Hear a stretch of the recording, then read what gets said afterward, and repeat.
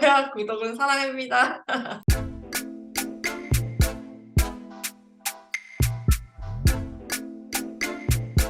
온상공론 오늘은 저희가 멋진 신세계를 읽고 책을 소개하는 시간을 한번 가져보도록 하겠습니다. 건축을 좋아하는 건재입니다. 안녕하세요. 잔디아빠입니다. 안녕하세요. 외노자입니다. 안녕하세요. 뉴커입니다. 온상공론 하면서 처음으로 책을 시도한 것 같아. 그러니까 지금까지 이제 건축 관련된 이야기하고 아니면 우리가 관심 있는 부분 그리고 뭐 드라마 예전에 오징어 게임 붐이 일어나서 한번 해보고 했는데 책은 처음으로 손을 대봤어. 일단 책을 우리가 피했던 이유는 시간이 꽤 많이 들기 때문에 책을 좀 피하다가 이번에는 한번 큰맘 먹고 한 책을 읽은 다음에 각기 다른 생각들을 좀 공유해 볼 수 있는 시간을 가져보도록 하겠습니다.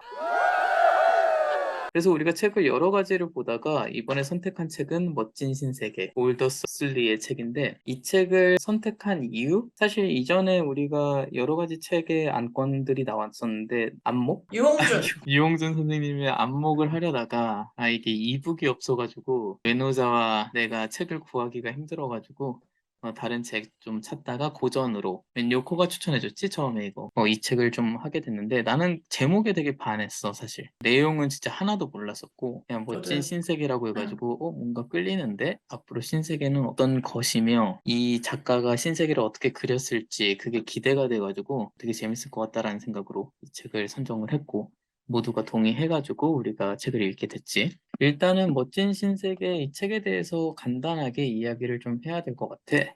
1932년에 출판됐다고 하고 이 올더스 헉슬리 같은 경우는 영국 사람이라고 하는데 이 사람 장난 아니더라 배경이. 올더스 헉슬리 같은 경우는 노벨 문학상에 9번이나 올라갔다고 하는데 한 번도 받진 않았대. 다른 이야기로 이 사람의 가족들이 엄청 대단했는데 할아버지가 생물학자로 유명하고 진화론으로 유명했던 찰스 다윈이랑 되게 대두되는 약간 생물학자로 한 분이었대. 그러니까 되게 할아버지부터가 좀 보통이 아니었고 토머스 헉슬리라고 가족이 있는데 이 생물학자로 유네스코 초대 회장을 지냈고 막내 오. 동생인 앤드루 헉슬리는 전기 생리학자로 노벨 생리의학상을 수상했대.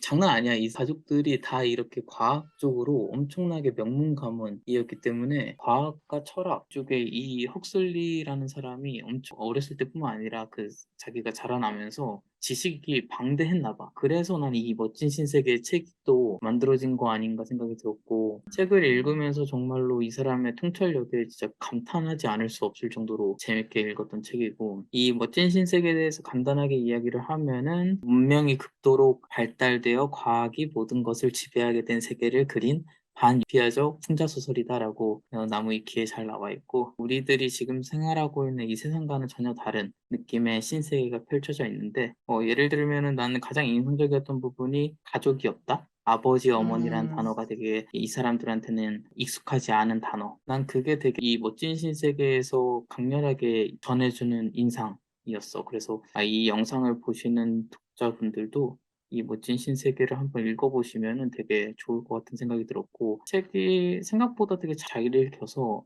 앉은 자리에서 훌훌 읽어버릴 수 있는 책이라고 생각이 들었네. 맞아요. 줄거리는 사실 나무 위키라든지 인터넷에서 많이 나오기 때문에 그걸 검색해보면 좋을 것 같아가지고 간단하게 이야기를 했는데 혹시 추가적으로 더 이야기해주고 싶은 줄거리 있나? 줄거리 말고 이 주요 인물이 5명 정도가 전 나온다고 생각했거든요. 버나드 마르크스, 무스타파 몬드, 레니나 크라운, 헬르몰츠 왓슨, 그리고 존 이렇게 다 성이 있는데 존만 성이 일단 없다는 게 조금 신기했고 성이 이제 버나드 마르크스가 이제 거의 주인공이라고 할 수 있는데 그 마르크스라는 건 누구나 다 알고 있잖아요. 그래서 마르크스랑 헬르츠의 성에 대해서 찾아봤는데 이제 마르크스는 프로이센 독일 그 사회주의 혁명을 주도했지만 실패하고 런던 망명 갔다는 그런 특이점이 있었고 헬르몰츠는 찾아보니까 인간의 시각과 청각을 현대적으로 연구한 최초의 인물이래요. 그래서 이 두 사람한테 올더스 헉슬리가 이 성을 부여한 것도 약간 의미가 있지 않을까라는 생각을 혼자 해봤어요. 그리고 그런 점에서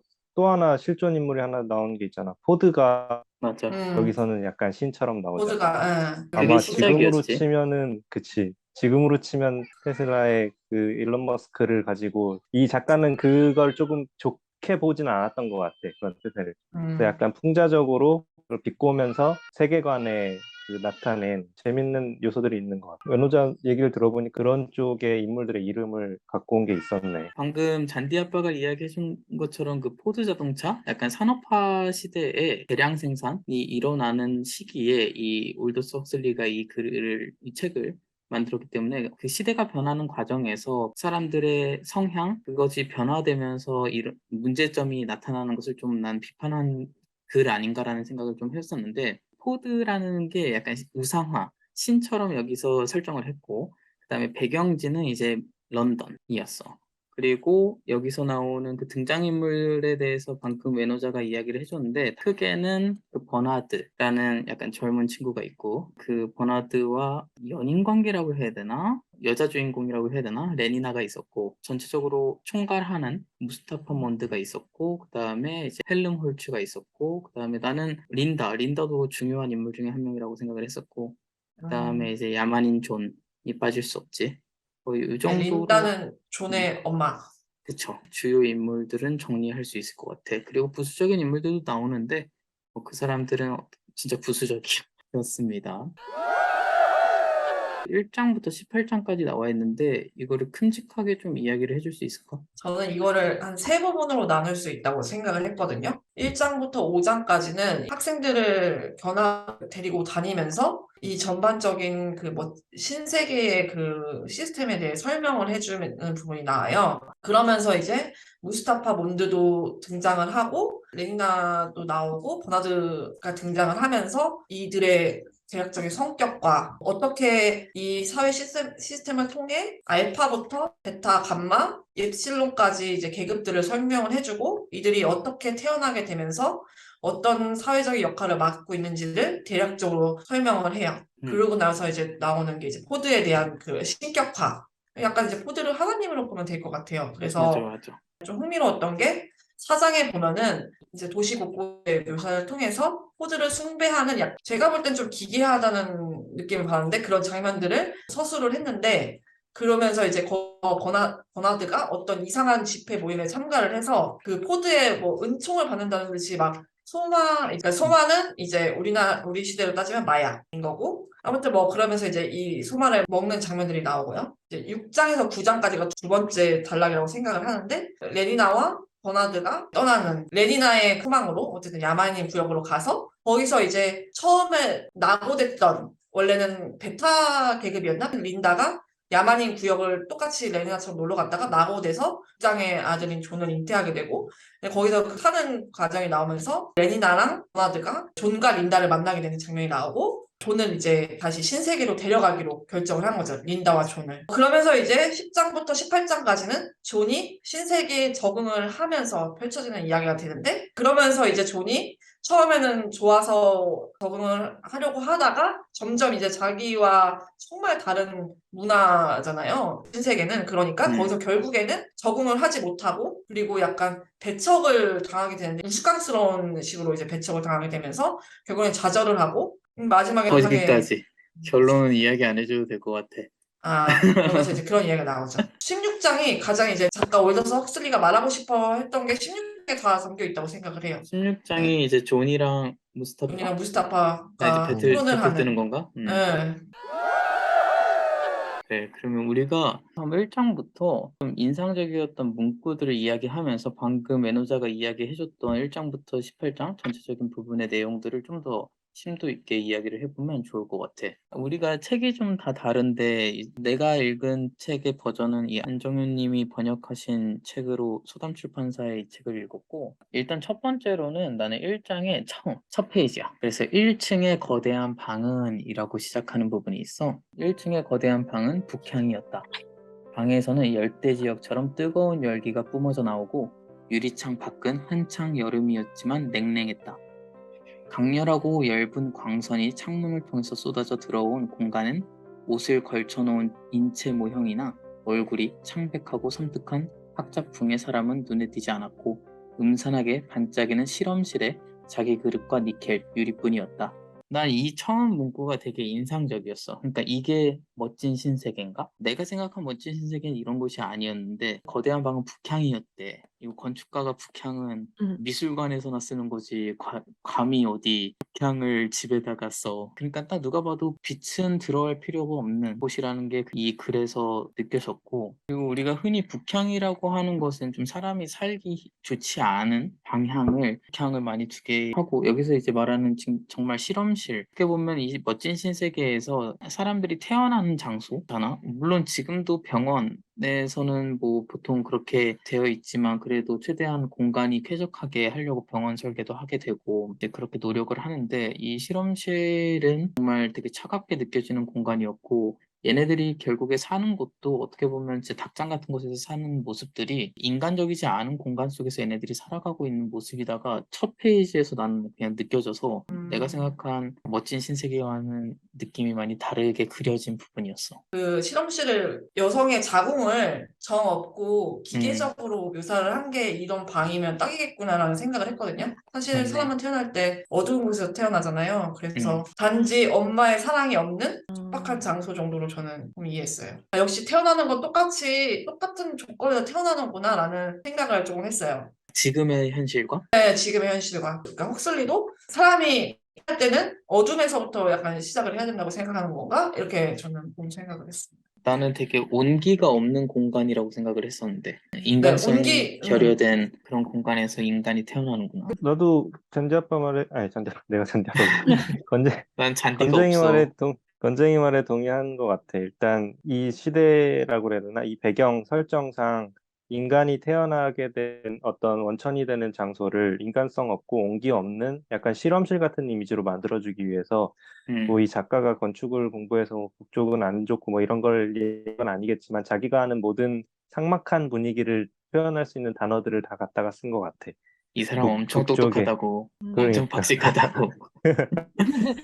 그 예전에 다이나믹 듀오였나? 네, 갑자기 지금 생각이 났는데 북향이라는 노래가 있었거든? 찾아봐도 좋을 것 같긴 한데 거기 가사가 내 방은 북향이라서 꽃도 키울 수 없고 뭐 식물도 자라지 않는 방에 내가 살고 있다 뭐 이런 내용이었던 것 같아. 그래서 나는 그 이 1층의 거대한 방은 북향이라는 게 되게 건쟁이가 말한 것처럼 어떻게 보면은 되게 빛을 잘 컨트롤할 수도 있고 그냥 딱 생명이 자라지 않는 느낌인 거잖아, 북향이라는 것 자체가. 그거를 너무나 잘 묘사한 부분이라고 생각을 했고, 그리고 그냥 딱 그 첫 문장, 겨우 34층밖에 안 되는 어, 나지막한 건물. 이 작가는 어떻게 보면 34층이 굉장히 거대한 건물이라고 생각을 했기 때문에 겨우라는 표현을 쓴 거잖아. 지금 우리 상황에서는 34층이 정말 겨우 34층인 거잖아, 실제로. 맞아. 그래서 나는 어떤 느낌이었냐면 윤리적인 것 때문에 그만큼 더 빨리 발전할 수 없는 것도 있었겠지만 이 사람이 생각하는 그 미래 사회 그 도시의 모습이 어쨌든 이 생명공학이 발달한 그 모습하고 지금 안 맞는 것 같은 거야. 약간 음, 도시는 어떻게 보면 이만큼 발전할지 몰랐다고 생각했을 수도 있고 이 작가는 그 음, 당시 기준으로서는 왜냐면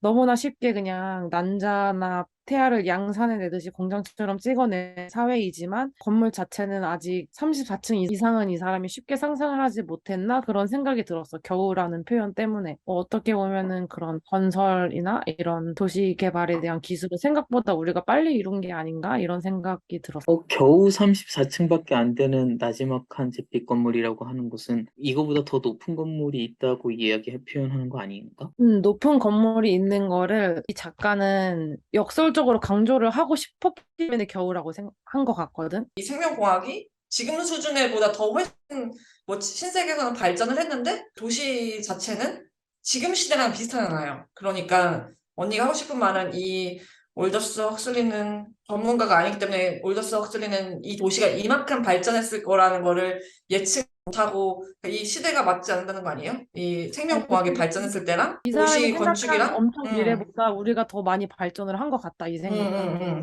왜냐하면 그렇- 여기서 음, 말하는 뭐 헬리콥터였나? 헬리콥터 음, 택시 같은 거라던가 아직 우리 상용화되지 않은 것이 되게 많은데 그치. 이 맞아요. 사람이 생각한 도시는 그거보다는 좀 아, 나름대로 확대 해석을 음. 했지만 그거보단 작았기 그래도 때문에 겨우 34층이라는 표현을 쓴 것 같은 느낌이었거든. 어떤 느낌인지 알겠다. 이게 매칭이 되지 않는 느낌이었어, 내가 읽었을 때는. 음, 저도 약간 그런 느낌을 받았어요. 그러니까 오히려 표현적으로는 겨우 뭐 한 223층밖에 안 되는 응, 나지막한 잿빛 건물이었다. 이 정도가 나와줘야 할 것 응, 같은 응, 이 전체적인 체계 느낌이었다는 거지. 맞아요. 어우, 막 1000층짜리 건물이었다 하면은 뭔가 그치, 그치, 여기에 더 그치. 맞을 응, 것 같은 응, 느낌이었어, 그치. 응. 나는. 예. 일장에서 나는 한 군데만 더 보고 싶은데 아마 전체적인 장을 이렇게 많이 보진 않을 거야. 근데 일장에서 한 군데만 더 보고 싶었던 부분은 55페이지쯤에 가면은 중간에 자신이 해야 할 일을 사랑하는 것이라고 이제 국장이 단호하게 힘주어 말했다라는 부분이 있어. 그러면서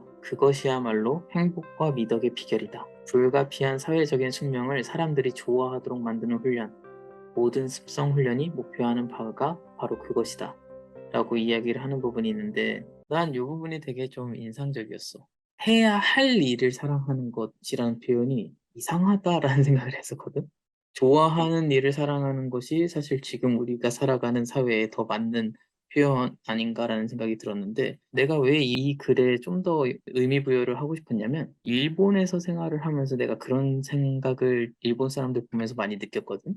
왜냐면 음, 일본에서는 일을 할 때 사람들의 모습을 보면 이 사람들은 흔히 그런 말을 많이 써. 일본에선 일을 하기 위해 먹는다라는 표현을 많이 써. 그러면은 이제 유럽 아, 친구들이라든지 외국 친구들이랑 이야기하면 야 우리는 먹기 위해서 일을 하는데 일본 애들은 일을 하기 위해서 먹어. 그러니까 이게 주객이 전도된 느낌이거든. 근데 딱 여기서 말하는 멋진 신세계 헉슬리가 이야기하는 부분이 난 딱 그 부분 같거든. 해야 할 일을 사랑하는 것으로 주입을 시켜가지고 만들어버리는 느낌? 그러다 보니까 지금 내가 생활하고 있는 일본이 지금 딱 그런 상태인데 좀 안타깝다라는 생각을 좀 했지. 내가 읽은 문예출판사 책에는 기의 평 같은 게 있는데 여기서 제일 첫 문장이 20세기 기계문명의 발달과 과학의 진보가 전체주의 사상과 밀착돼 어떤 인간적인 비극이 초래될 수 있는가 이렇게 시작을 음, 하는데 나는 여기서 제일 이 책의 그 배경 사상을 잘 담고 있는 게 이 전체주의 사상이라고 생각해. 그리고 음, 방금 전에 얘기한 것처럼 전쟁이가 꼽았던 그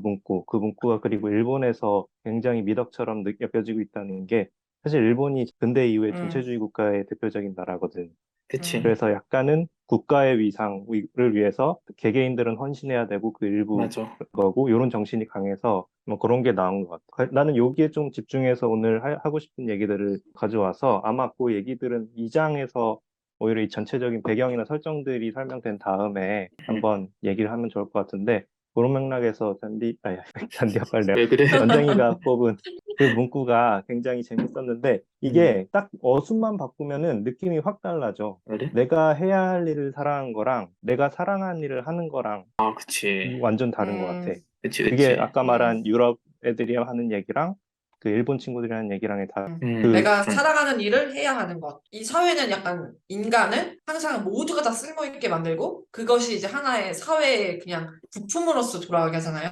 이 멋진 신세계에서. 네, 이 멋진 신세계는 나중에 나올 좀 인상 깊었는데 죽어서도 쓸모가 있는 내 자신에 대해 굉장히 좀 뿌듯한 음, 자랑스러움을 느끼는 그게 저는 약간 되게 인상 깊었거든요. 그런 사고방식, 사상, 음, 이게 이 소설 전체의 세계관을 지배하는 음. 배경이고, 그거에 대해서 이 작가는 충분히 이해를 하고 설명하고 싶었던 것 같아. 음, 이것을 좀 셋업을 하기 위해서 그래서 1장부터 아까 이야기한 첫 단락, 6장이었나 7장이었나 거기까지 계속 이런 이야기들이 계속 나오지. 맞아. 맞아요. 독자들에게 이 멋진 신세계 런던의 모습을 좀 머릿속에 집어넣기 위해서. 저는 좀 되게 좋았던 거라고 해야 되나? 되게 재밌었던 게 학생들이 견학을 가면서 이제 하면서 나오는 이야기들이랑 그 중간중간에 그 맞아. 무스타파 몬드랑 대화가 이렇게 겹쳐지게 되면서 마치 영화 장면처럼 음, 음. 장면이 전환되면서 막 학생들에게 질문했는데 대답은 이제 다른 대화 형식으로 끌어오고 그렇게 막 전환되는 장면들이 있잖아요. 그 그치. 연출적인 부분이. 예, 두 가지 예, 장면이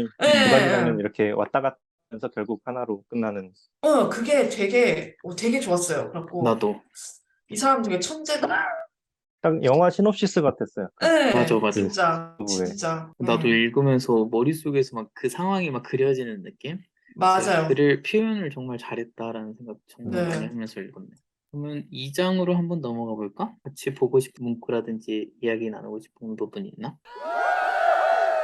난 재밌게 봤던 부분은 73페이지. 거기에 이제 계급이 나오지. 외노자가 잠깐 언급을 해줬었는데 옷을 색깔로 정해줘가지고 예를 들어서 뭐 모두 초록색 옷을 입어요. 부드럽지만 아주 명확한 목소리가 중간부터 얘기를 시작했다. 그리고 델타 아이들은 황갈색 옷을 입습니다. 여기서부터 뭔가 그 알파, 베타, 감마, 델타, 엡실론 이런 아이들이 나오는데 얘네들이 입는 옷에 따라서 계급이 나뉜다는 거? 우리 사회에서 있는 그 금수저, 은수저, 흑수저 이걸 딱 그냥 여기서 생각이 드는 부분이었거든. 아, 나는 그 생각났어. 우리 사극 같은 거는 왕하고 신하들이 다 옷 색깔 다르게 해서 구별을 아, 해놓는 것처럼 맞아요. 유럽 성화 같은 거 봐도 파란색 옷을 입은 사람이 이게 성경에 대한 내용을 몰라도 파란색이 많이 칠해진 사람을 찾으면은 그게 이제 예수님이고 아니면 좀 성스러운 성인이라고 하나? 그렇게 된 이유는 사실 파란색 원료가 가장 비싸기 때문이잖아. 진짜? 성경에 그냥 그렇게 써져 있었던 부분 아니었나? 내가 알기로는 그 원료 자체가 비싸서 그래 음, 굳이 여기서랑 비교를 하자면 계급으로 비교를 하자면은 가장 높은 계급에만 쓸 수 있는 색이 있는 거지. 근데 음, 여기서 말한 색은 그거랑 상관없는 색이라서 또 조금 신기했었어. 우리가 학습해서 알고 있는 그 색의 위계와 좀 다른 것 같아가지고 여기서 표현한 옷 색이. 저는 이거 읽으면서 뭐 신세계를 봤자 어차피 그 원시적인 계급 구분에서 벗어날 수가 없구나. 원시적인 계급 그러니까 구분이란 좀 말은 뭐야? 아까 그 요코니가 말했듯이 조선 시대에도 그런 색에 따른 위기가 존재했잖아요. 그리고 뭐 중세 시대 유럽에도 보면은 색에 따른 구분이 있었고, 근데 그걸 여기서 한참 이제 과학으로 발전한 국가에서도 똑같이 쓰고 있잖아요. 색으로. 그냥 머리에 뭐 하나 박아도 됐을 텐데, 아, 네, 그런 식으로 이제 옛날과 다를 바 없는 그 방법을 차용한 거잖아요. 이 관점에서 보면 되게 원시적 방법을 사용을 한 거라고 생각을 했어요. 헉슬리 입장에서도 인간 사회에서 계급은 없어지지 않는다라고 생각을 했을 것 같아. 예전에도 있었고, 글을 쓸 당시에도 있었고, 뭐 심지어 지금도 있고, 보이지만 않을 뿐이지. 그리고 미래에도 그쵸? 있을 건데, 이제 미래에는 오히려 되게 직접적으로 저렇게 색으로 보여주면서 사람들한테 아예 위계를 거버리는, 어떻게 보면 여기서부터 이미 풍자의 모습을 보여주는 거 아닌가 생각이 드는. 그리고 전체주의에서 꼭 필요한 건 진짜 계급 부분이구나. 왜냐면 이게 전체주의가 없고 전체주의를 좀 탈피하려고 한 국가일수록 그런 위계를 지워버리잖아요. 음. 표식을 없애고. 오세 부분에서 그냥 지금 탁 든 생각은 사실 이 멋진 신세계 읽으면서 뭐 나중에 계속 우리가 언급을 하겠지만 상당히 일차원적이다라는 생각을 되게 많이 음, 했거든. 사람들의 표현이라든지 아니면 살아가는 방식이. 그러다 보니까 음. 그런 것을 되게 직접적으로 보여줄 수 있는 계급의 분류는 옷 색깔 아닌가라는 생각도 지금 드네. 그리고 심지어 여기서는 우리가 옷의 색깔을 구별하는 거는 우리가 외형적으로 구분이 안 되기 때문에 옷으로 구별을 하는 거잖아. 지금 여기 사회에서도 그렇고, 뭐 우리가 예를 들어서 공사 컨스트럭션 가도 아키텍이 쓰는 안전모 색깔 다르고, 거기 현장에서 일하시는 분들 쓰는 안전모 다르고, 이게 외형적으로 구별이 안 되는 역할을 구별해주기 위해서 쓰는데, 여기 나오는 그 알파, 감마, 엡실론들은 사실 외형적으로 구별이 되잖아. 음, 일부러 작게 음, 말고 못생기게 만들고 그러네. 그럼에도 불구하고 또 한 번 더 색을 입혔다는 게 좀 흥미로운 건 것 같아. 색이 음, 사실 그 색으로 구별 안 해도 이미 A형적으로 구별을 해 음. 놓았고 하고. 또 중요한 거는 계급별로 색을 다르게 했다는 것도 중요하지만 한 계급 전체가 같은 옷을 입게 만든다는 것도 굉장히 중요한 것 같아요. 일단 음, 유니폼이라는 거는 어떤 소속감이라던가 단결력 이런 거를 좀 더 고취시키고 물론 시각적으로 카테고리를 만드는 역할도 하지만 그런 의미에 있어서 이 세계관에 이 정부가 취했던 어떤 그냥 통제 정책 중에 하나로 같은 계급의 사람들은 아예 다 같은 옷을 입혀서 음. 개개인의 취향이라던가 이런 것도 없이 어떤 소속 계급에 나는 일부일 뿐이다를 사람들이 항상 느끼게 하는 장치였던 것 같아. 그리고 색깔뿐만 아니라 여기서 보면은 일하는 층수 다르잖아요. 음, 낮은 계급일수록 지하에서 그 배양하는 일을 하고 햇빛도 한 번 못 보고 일을 하잖아요. 높은 계급이 될수록 더 위에서 일하고 어디든 돌아다닐 수 있고 그런 공간적인 부분이랑 연결시켜서도 마찬가지인 것 같고 일하는 그곳의 위계를 공간적으로 주는 것도 되게 원시 시대랑 되게 비슷하다. 그러니까 아까 오빠가 음, 1차원적이라고 했는데 굉장히 그런 느낌 많이 받았어요. 이게 여담인데 중견급 설계 회사 중에 모 회사가 최근 사옥을 지어서 음. 이제 뿔뿔이 흩어져 있던 회사들이 다 거기에 모여서 들어가게 됐는데 사옥을 짓다 보니까 어쨌든 이 상층부가 있고 1층이 있고 또 어쩔 수 없이 지하에도 사무공간을 넣게 됐나 봐. 어느 팀이 지하에 들어갈 거냐. 그 순서를 전해 매출 순위로 해서 잘 오, 나가는 잘 나가는 저기 공동주택 현상 수주팀은 저 꼭대기에 올라가고 제일 밑에는 이제 다 이제 수주된 다음에 실시설계 관리하고 이런 부서가 들어가게 야, 됐다고. 아, 너무 웃긴다. 그리고 또 어떤 약간, 회사는 오히려 또 그 지하에는 그 회사 출신인데 독립해서 그 회사 일을 도와주는 업체들을 꾸린 그 회사 그 음, 업체들을 그 지하에다가 특공대처럼 모아놨다. 이런 어, 얘기도 있어요. 그러니까 좀 그런 공간적 위계는 지금도 사라지지 않은 것 같아요. 약간 다른 이야기, 자본주의랑 전체주의의 결합. 수 없는 거야, 그거는. 아, 다른 이야기일 수도 있는데 우리 연구실의 경우에는 건축이랑 건축공학과가 가장 위층을 연구실로 쓰고 어, 기계과나 좀 환경과는 아래쪽을 써. 왜냐하면 음, 건축 너네가 지진 났을 때 책임져야 되잖아 하니까 위험한 곳은 니네가 위로 가. 일본은 거꾸로야. 야, 정설이야, 야사야. 일본이라 그런가 보다. 아, 근데 진짜로 그런 이야기 있어. 어쨌든 이 책의 그 배경을 설명하는 데 있어서 전체주의라는 단어는 빼고 갈 수가 없을 것 같고, 음, 그렇다면 왜 이 작가는 이런 전체주의에 주목을 하게 됐으며, 왜 이 세계에 대한 자세한 세부 설정을 해서 독자들한테 전달하고 싶었는가에 대해서 난 조금 생각을 해봤어. 그래서 이 책이 쓰여진 시점을 보니까 32년이면 유럽에서 이제 제 세계 1차 대전이 끝나고 세계 제2차 대전이 일어나기 불과 한 뭐 몇 년 전, 4, 5년 전이었던 것 같아. 그래서 일단 그 1차 대전에서 전쟁을 거치면서 진보된 과학기술을 이 사람이 실제로 이제 목격을 하고, 그리고 그 가족들의 배경, 생물학을 전공했던 이런 아버지, 할아버지의 영향을 받아서 그런 지식들을 믹스를 해서 이제 소설을 만들었던 것 같은데, 사실 전체주의라고 하면은 이 단어가 생겨난 거는 2차 대전이 끝나고 난 후야. 사실 음, 전체주의는 이꼴 파시즘이라고 하더라고. 이탈리아 무솔리니 정권이 2차 대전을 일으킨 배경이 됐던 파시즘이고, 거기에서 영향을 받은 나치즘, 그리고 나중에 또 그걸 연구해서 만든 뭐 공산주의, 사회주의까지 또 나오게 되는데, 실제로 이 사람이 이 소설을 쓴 불과 몇 년 후에 세계에서 최악인 전체주의, 이제 파시즘이 제2차 대전을 가져왔고, 그러면서 이 독자들은 작가의 성견지명이라던가 뭔가 예지력 같은 거에 대해서 음, 되게 찬사를 보내서 이렇게 유명한 소설이 되지 않았나 싶어. 그러면은 사람들은 왜 이렇게 그 전체주의에 대해서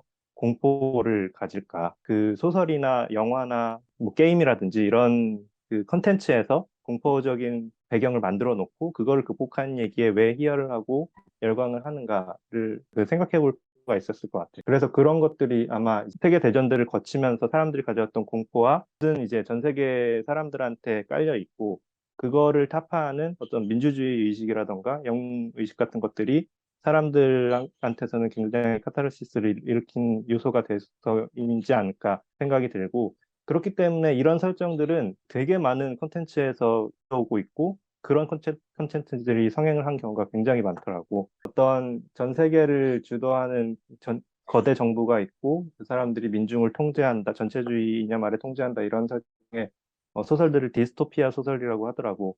디스토피아는 유토피아의 반대말이고, 그 유토피아가 이상적인 세계를 얘기한다면 디스토피아는 이렇게 되게 부정적이고 쇠퇴하고 이런 미래관을 그린 얘기들을 디스토피아 소설이라고 하는데, 세계 3대 디스토피아 소설이라고 흔히들 얘기하면은 이렇게 세 가지를 꼽더라고. 시대별로 이제 예브니게 자마츠니 이 소련 사람인데 이 사람이 쓴 소설이 제일 많고, 그 다음이 이제 올더스 헉슬리고, 그 다음이 이제 조지 오웰 소설 1984, 음, 이렇게 치는 것 같고, 이 소설도 다 비슷해. 어떤 기계화되고 전체 군중의 한 요소로서 취급받는 그 군중 중에 약간 깨어난 한 명이 그 정부와 맞서는 이런 내용들이어서 굉장히 사랑받는 소설들인 것 같아.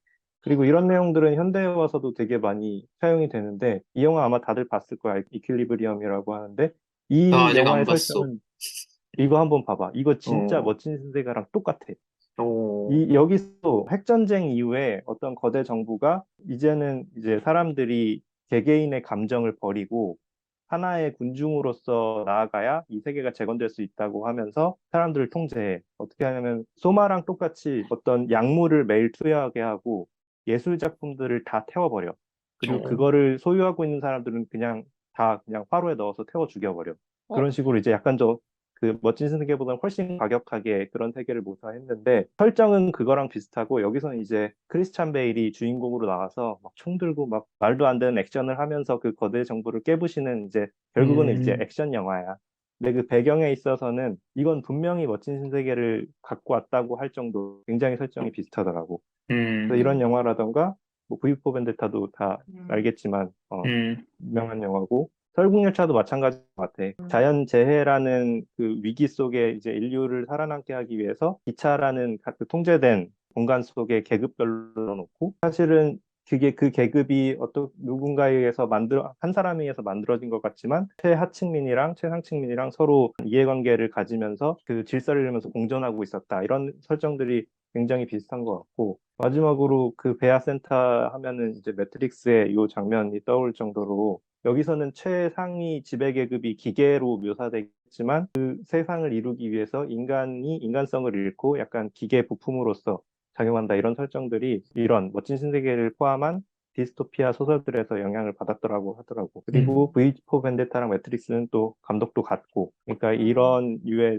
그 소설들이 약간 사이버펑크라던가 음. 디스토피아 문학과에게 접목돼서 굉장히 사람들이 사랑하고 열광하는 그런 콘텐츠로 지금까지도 많이 영향을 미치고 있는데 이 멋진 세계를 사실 나도 이 작품들 이후에 읽어봤지만 그 시초는 아마 이거라고 할 정도로 32년이라는 시대에 이 사람이 정말 높은 안목으로 큰 태태를 읽었고 그게 실제로 정말 잘 맞아떨어지고 있다는 느낌이 들면서 한편으로는 대단하다는 생각도 들면서 조금 무서워지는 그런 소설이 아니었나 싶어. 그래서 명작인가 봐. 책을 아직 안 읽어본 구독자가 있다면은 대강의 이 소설의 배경을 내가 소개해준 방금 영화나 이런 거랑 비슷하다고 유추를 해보면 어느 음. 정도 이해가 될 것 같아.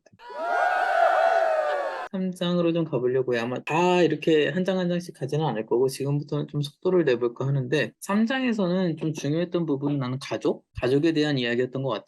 그러니까 가족의 정의. 멋진 신세계에서는 가족이란 단위 구성원이 없었고, 어머니나 아버지란 단어를 완전 모욕적인 단어로 얘네들이 생각을 하지. 심지어 아이를 낳는 어머니를 두었다면 기분이 어떨지 상상해보라고 라는 멘트가 있을 정도로 아이를 낳는 것, 어머니에 대한 정의를 여기서 한번 내려주는데 되게 인상적이었어, 나는. 우리가 태어나서 한 번도 그런 가족 구성원에 대해서 결여된 상태로 우리가 살아가지를 않다 보니까 만약에 부모님이 안 계신 분들이라도 부모님이 없는 것에 대해서 부족함을 오히려 감정적으로 느끼면 느꼈지.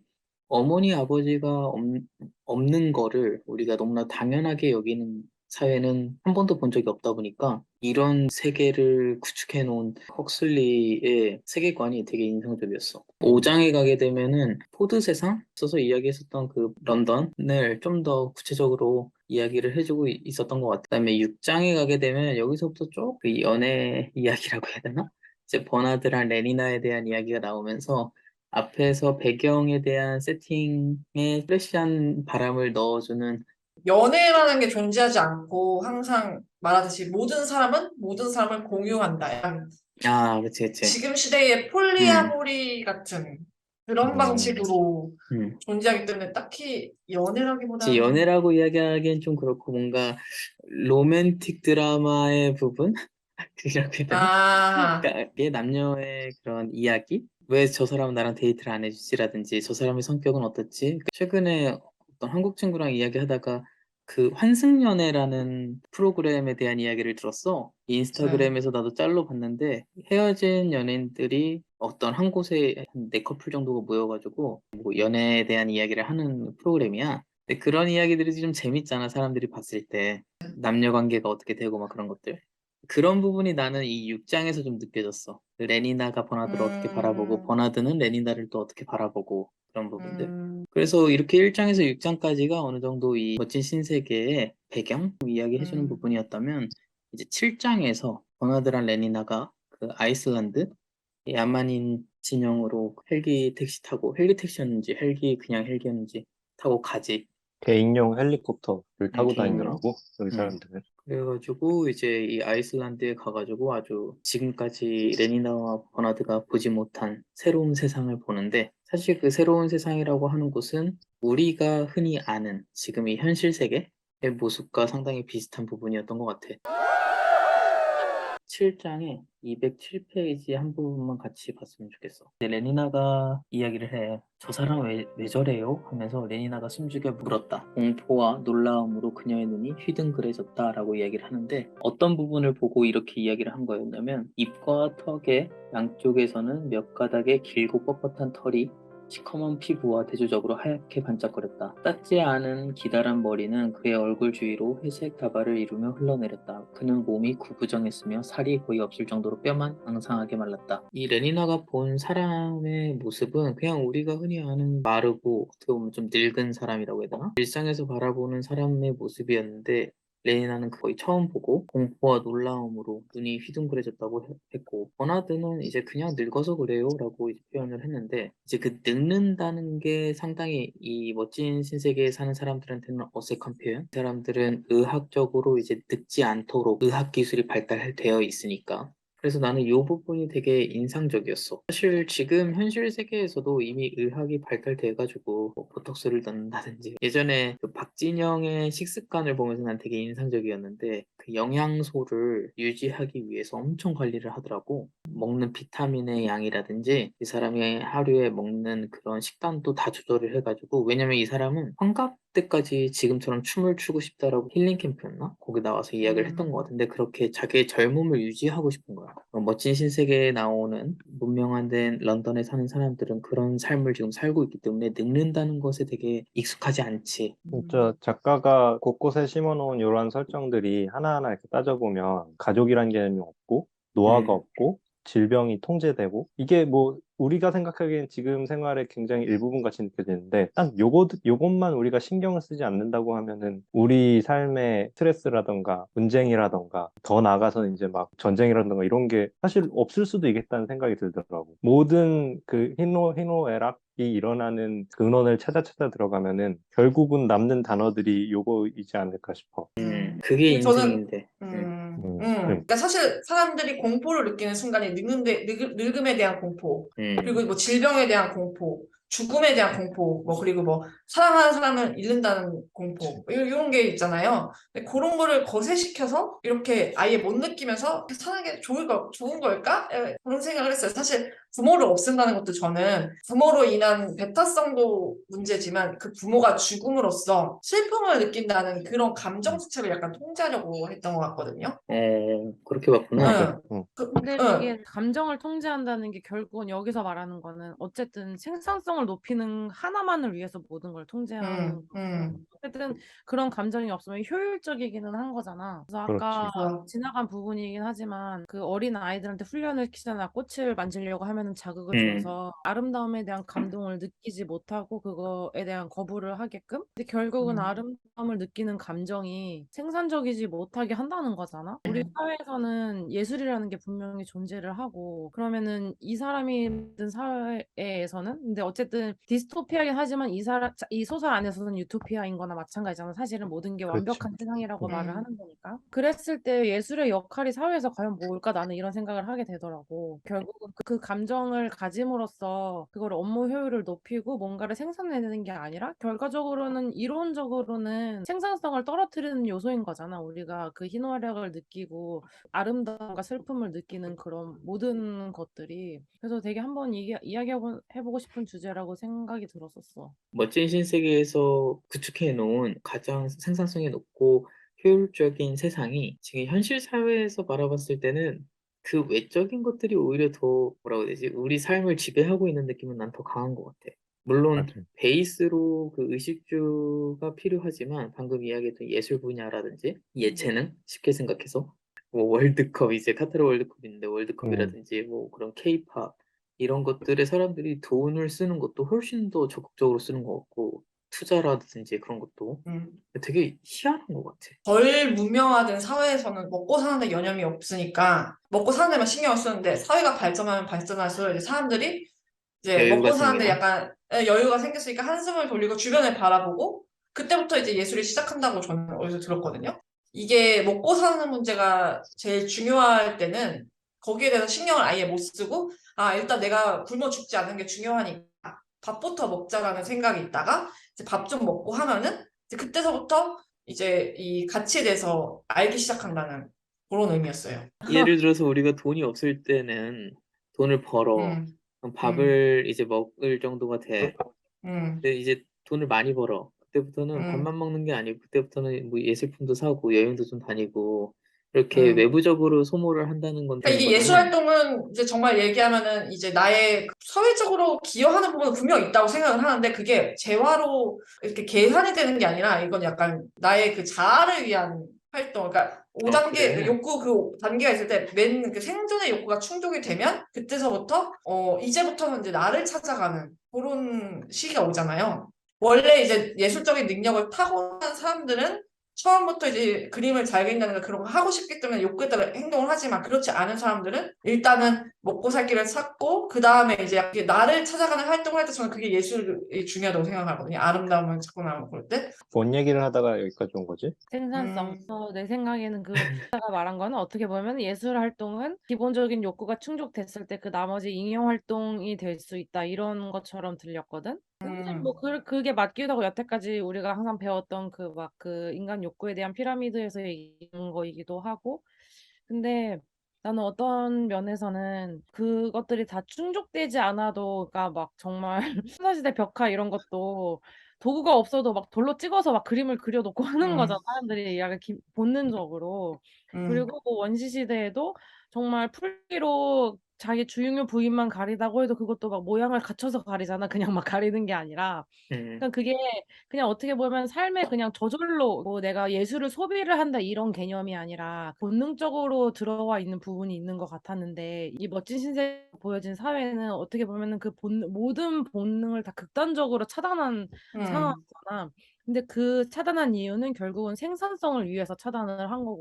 그래서 음, 과연 나는 내가 의아했던 거는 정말 그 아름다움을 느끼고 우리가 감정을 느끼는, 그러니까 예술이 사실은 감정을 느끼는 거잖아. 그치. 음악이든 음. 미술이든 생산성이라는 측면에서는 비효율적인 존재가 되는 건가 이런 의문이 좀 들더라고. 아주 쉽게 예를 들면 건쟁이가 얼마 전까지 공모전에 올인을 했잖아. 음. 그러면 회사 오너의 입장에서 건쟁이를 부품이라고 생각을 하면 부품이지. 넌 부품이었어. 갈렸어. 이 부분을 잘 갈렸어. 갈렸어. 돌리려면 건쟁이가 막 하기 감정 당연히 느끼면 안 되는 그거 우리가 다 여기서는 차단을 했잖아. 이미 어렸을 때부터 막 반복적인 단어를 주입을 하고 이러면서 하기 싫은 감정은 느끼지 않으면 당연한 건데 심지어 하고 싶어 하는 감정, 긍정적인 감정까지 차단을 하고 그 외적으로 들 수 있는 감정 있잖아. 막 일을 하고 보람을 느낀다던가 아니면은 일을 어떤 보상을 받는다던가 아니면 잠깐 나가서 공모전 하다 너무 힘들 때 나가서 바람 쐬고 기분 전환을 하고 온다던가.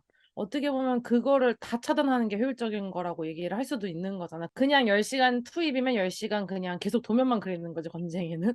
바람 쐬고 오지 않아도 되고, 또 마시지 않아도 되고. 내가 보기에는 방금 전에 료커가 얘기한 그 정도에 음. 대해서도 이 소설에서는 설정이 돼 있는 것 같아. 제일 간단한 뭐 부품 조립이나 이런 위험한 일들을 하는 계급은 그것조차 완전히 통제가 돼 있고 음, 반대로 제일 위에 있는 총통은 예술 작품을 자기가 소유를 하고 있잖아. 음, 다 음, 알아. 저 밑에 있는 사람들이 이걸 알면 효율성이 떨어져. 이걸 알기 때문에 그 그치. 사람 음, 음, 통제하고. 음, 그 음, 중간에 그 누구야 잘생겼는데 학교에서 애들 가르치는데 약간 사상을 다르게 가지게 된 헬름홀츠? 헬르몬츠. 음, 헬름홀츠도 총통보다는 아니지만 그런 문학이나 이런 거에 대해서 효과를 알고 있어. 음, 그런 것 같아. 그러니까 제일 효율성이 극대화되는 밑에 계급은 이걸 완전히 통제하고 지적인 음. 사고를 할 수 있어야 되는 윗계급들은 어느 정도 이런 것들에 대한 지식을 갖고 있고 그런 설정들이 좀 돼 있는 것 같은데 이미. 좀 그래도 신기했던 게 아까 이제 그뭐 꽃들 볼 때마다 자극해줘서 아름다움을 잊게 만들고 막 그러니까 모르게 만들고 뭐 피하게 만들고 그렇게 설정을 했음에도 불구하고 이제 정상적으로 내 이제 뭐를 하지 않고 정상적으로 태어난 그 높은 계급들 베타 정도 되면은 그래도 자기네들끼리 그 벨트 예쁘네요 하면서 벨트 어디서 샀냐 묻고 막 그런 행동들이 나오잖아요. 그러니까 이거를 다 통제했음에도 불구하고 소설의 그런 부분을 통해서 그렇게 통제가 되지 않는다는 걸 얘기해주고 싶었던 것 같아요. 그렇구나. 왜냐면 이제 뭐 벨트 같은 것도 보면은 우리가 그거 예쁘니까 나도 하나 갖고 싶다 뭐 이런 생각이 드는 것 자체가 이제 그 아름다움에 대한 욕구잖아요. 그거를 다 음. 세뇌로 죽여놨음에도 불구하고 조금씩 이제 무의식적으로 뭔가 있는 거죠. 그 본성이. 저는 약간 그렇게. 나는 근데 책에서 느낀 뉘앙스라고 해야 되나? 아니면 전체적인 배경이 그래서 그런지 그것도 난 되게 일차원적이라고 생각했는데 물론 감정을 표현하는 거라고 생각은 하지만 벨트가 예뻐요는 떡볶이 먹고 맛있네? 영화 보고 재밌네? 예술이라는 것도 사실 뭐 예체능이라고 묶어서 볼 게 아니라 진짜 사람의 감정을 불러일으키는 음, 음악이나 그 문학이나 미술 이런 거랑 또 이 사람들이 여기서 이제 피지배 계층들이 즐기는 스포츠라던가 촉감 영화 이런 맞아. 예능 되게, 콘텐츠라던가 이런 것들은 사실 현재를 즐기게 하는 수단인 음, 거고 이 되게 사람들이 약간 못하게 통제하는 거는 감정을 일으킬 수 있는 그런 예술 쪽인 것 같고 음, 그거의 차이는 좀 둬야 될 것 같아. 근데 방금 이야기해준 잔디 아빠가 알려준 그 부분도 난 되게 직접적으로 알려주는 되게 친절한 표현 아닌가라는 음, 생각을 했었어. 촉감 영화였나? 음, 그런 그치. 완전 직접적으로 다가오는 촉감을 느낄 수 있도록 뭔가 세팅을 해놓은 거잖아. 그러니까 내가 굳이 약간 생각을 안 해야 쾌락을, 되는 거야. 맞아. 생각을. 쾌락, 머리를 안 제일 써도 되는 말초 거지. 신경을 응, 자극하는 것들만 말초신경을, 그치. 허락하고 뭔가 응, 사유하게 하는 것들은 그치. 배제시키고 그치. 그런 장치들이 있어. 음, 그러니까 나는 누구인가라는 어떻게 보면 우리가 음, 학문을 공부할 때 이 공부를 하다 보면 결국에는 철학이 짱인데 아니면 수학과 막 이런 사람들 음. 보면 신기해 있네 이런 생각이 드는데 결국 그 사람들은 사고를 통한 어떻게 자기만의 그런 세상을 되게 구축하려는 신념이 있다고 생각을 하는데 그런 생각을 아예 발생시키지 않는 멋진 신세계였던 것 같아. 그럼에도 불구하고 이 나오는 등장인물들은 한 개씩 이렇게 뭔가 그치, 그런 조금 미식적인 있었지. 요소를 가지고 있잖아요. 레니나도 음, 보면 모든 사람들은 모든 사람을 공유해야 되는데 한 음. 사람을 만나는 걸 조금 즐기고 그런 걸 보면은 본능은 이렇게 가리지 못하나 이런 생각을. 그래서 얘기를 음, 돌아와서 난 예술이라는 부분은 그런 부분이라고 생각을 하거든. 그러니까 우리가 사고를 통해서 자기만의 세상을 구축하고 그거를 이제 표현하는 것. 근데 그런 부분들이 지금 멋진 신세계에서는 배제되어 있다라는 게 되게 느껴졌고 그 이유는 아까 뉴코가 이야기했던 것처럼 별로 효율적이지 않으니까. 근데 지금 우리가 살고 있는 세상에서는 그 생산성보다는 아직까지는 예술의 분야, 그러니까 자기 주장이라든지 자기의 생각을 표현하는 게 너무나도 중요하다 보니까 이게 과연 사라질까라는 생각은 나는 좀 하게 되네. 사라지지 않을 것 같은데, 이 부분에서는. 근데 이미 사라진 국가들도 있어요. 그러니까 예술과 그런 것들이 통제되어 있는 국가가 지금도 존재하잖아요. 예술이, 중국이나 러시아를 보면은 표현의 음, 주의를 엄청 억압하고 있잖아요. 표현의 자유를. 그래서 중국에서도 반 그 정부적인 작품을 하는 작가는 추방당하고 그 작가는 이제 그렇지. 외국에서 활동을 하고 있고 막 그러잖아요. 모든 예술은 그리고 약간 이렇게 전체주의를 위해서 이용되고 활용되잖아요. 그런 걸 우리나라도 보면 최근에 그런 사례가 있으니까. 그렇죠. 우리나라도 이제 열차, 서파 열차. 한번 고등학생이 그렸다가 조사까지, 검찰 조사까지 받게 되는 그런 게 음, 이미 이제 저는 있다고 생각해요. 러시아도 그렇고, 러시아도 이제 언론 통제 엄청 되고 있고. 알겠습니다. 그 버나드랑 레니나가 아이슬란드에 가가지고 이제 존이랑 린다 만난 다음에 이제 충격을 많이 먹고 이제 존이랑 린다를 데리고 런던으로 이제 돌아가게 되지. 거기가 구장이었고 린다에 대한 설명은 앞에 있었으니까 이건 점프를 할게. 그래서 이제 11장부터 이제 마지막 부분 18장까지는 메인은 이제 존이지. 이제 중간중간 버나드가 존 데리고 좀 장난도 치고 자기가 우상이 되잖아. 내가 야만인의 어떻게 보면은 대리자, 소유자인 것처럼 존을 야만인을 이 런던 사람들한테 대중한테 소개를 한다. 그러면서 자기의 인지도를 막 높이기도 하고.